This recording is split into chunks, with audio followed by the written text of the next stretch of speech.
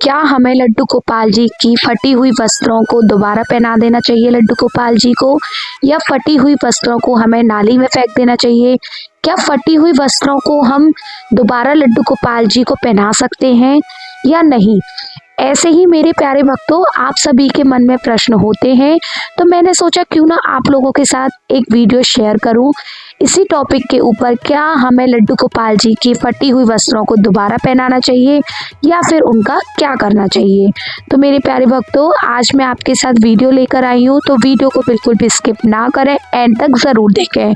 तो मैं आज आपको यही बताऊंगी कि लड्डू गोपाल जी की जो पुरानी वस्त्रें होती हैं, फटी हुई वस्त्रें होती हैं, तो उनका हमें क्या करना चाहिए। तो चलो बिना देरी करते हुए वीडियो को स्टार्ट करते हैं।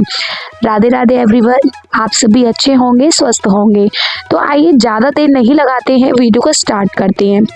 देखिए, जब हम लड्डू गोपाल जी की सेवा करते हैं तो ये तो बहुत ही मामूली सी बात है कि लड्डू गोपाल जी के बहुत सारे कपड़े हो जाते हैं, क्योंकि जब हमारे घर में बच्चा होता है उसके भी बहुत सारे कपड़े हो ही जाते हैं। उसी प्रकार जब हम लड्डू गोपाल जी की सेवा करते हैं तब भी अनेक हमारे पास वस्त्र हो ही जाते हैं, क्योंकि हम लोग क्या करते हैं, लड्डू गोपाल जी को एक तो ड्रेस रोजाना नहीं पहनाएंगे, अलग अलग ही तो ड्रेस पहनाएंगे।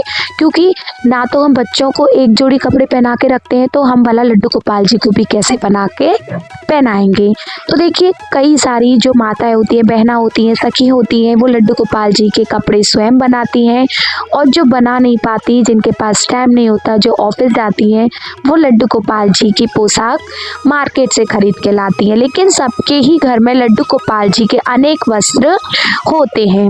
तो ऐसे में बात आती है, जब हम लड्डू गोपाल जी को रोजाना नई नई ड्रेसेस पहनाते हैं तो काफ़ी सारी ड्रेस होती हैं तो वो हल्की फट जाती हैं या उधड़ जाती हैं। तो ऐसी स्थिति में भक्तों के मन में यह प्रश्न होता है कि आखिर इन ड्रेसों का हम क्या करें, क्योंकि काफ़ी सारे भक्त सोचते हैं क्या मैं लड्डू गोपाल जी को फिर से पहना दूं। वहीं कई सारे भक्त सोचते हैं नहीं, हम अगर बच्चे को फटे हुए कपड़े नहीं पहनाते तो हम अपने प्यारे लड्डू गोपाल जी को कैसे पहनाएंगे। तो ऐसे में वे क्या करें जिनकी हल्की सी फट गई है लड्डू गोपाल जी की पोशाक। तो देखिए मेरे प्यारे भक्तों, अगर आपके लड्डू गोपाल जी की पोशाक हल्की सी फट गई है तो आप उसे सिल के भी लड्डू गोपाल जी को दोबारा धारण करा सकते हो। लेकिन ध्यान रखें, अगर वो हल्की सी फटी है तब भी आप सिल के लड्डू गोपाल जी को पहना सकते हो, अन्यथा नहीं। मैं आपको समझाती हूँ वो कैसे, आपके मन में यह भी प्रश्न होगा।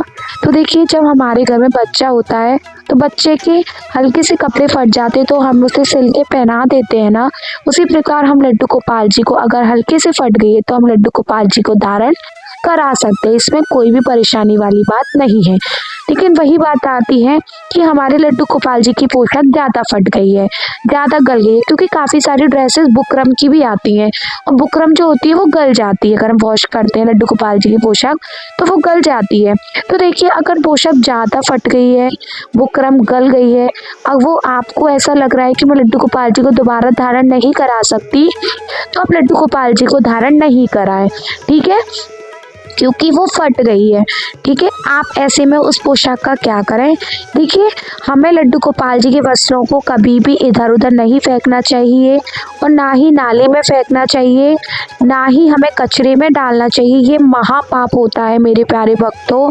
हमें लड्डू गोपाल जी की पोशाक को, मैंने काफ़ी सारे भक्त ऐसे भी देखे हैं जो यमुना जी में विसर्जन कर देते हैं, या फिर इधर उधर फेंक देते हैं, कचरे में फेंक देते हैं, या फिर पेड़ों के नीचे भी रख देते हैं। मेरे प्यारे भक्तों, आप ऐसा बिल्कुल भी ना करें। अगर आपके लड्डू गोपाल जी की ड्रेस फट गई है, बिल्कुल भी पहनाने लायक नहीं है, तो आप ऐसी स्थिति में ऐसा करें, एक गमला लें, उसमें मिट्टी खोदकर उनके अंदर लड्डू गोपाल जी की पोशाक को दबा के उसके ऊपर मिट्टी डाल के एक पौधा लगा दें। आप ऐसा कर सकते हो, या फिर जो लड्डू गोपाल जी की फटी हुई पोशाक होती हैं उनका आप लड्डू गोपाल जी के लिए बिस्तर भी बना सकते हो। ठीक है, आप यह कर सकते हो, लेकिन आप इधर उधर ना फेंके, ठीक है, और ना मेरे प्यारे भक्तों, और हमें यमुना जी में भी लड्डू गोपाल जी के वस्त्रों को विसर्जन नहीं करना चाहिए, क्योंकि इससे क्या होगा, इससे यमुना जी भी गंदी हो जाएंगी और हमें दो महापाप लगेंगे।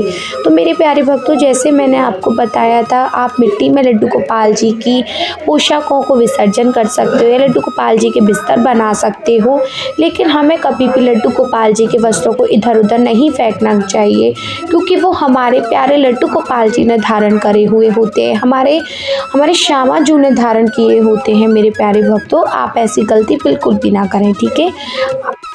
आशा करती हूँ मेरे प्यारे भक्तों, आपको सब कुछ समझ में आ गया होगा।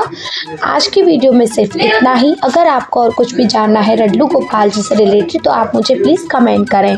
आप सभी को मेरा प्रेम भरा राधे राधे।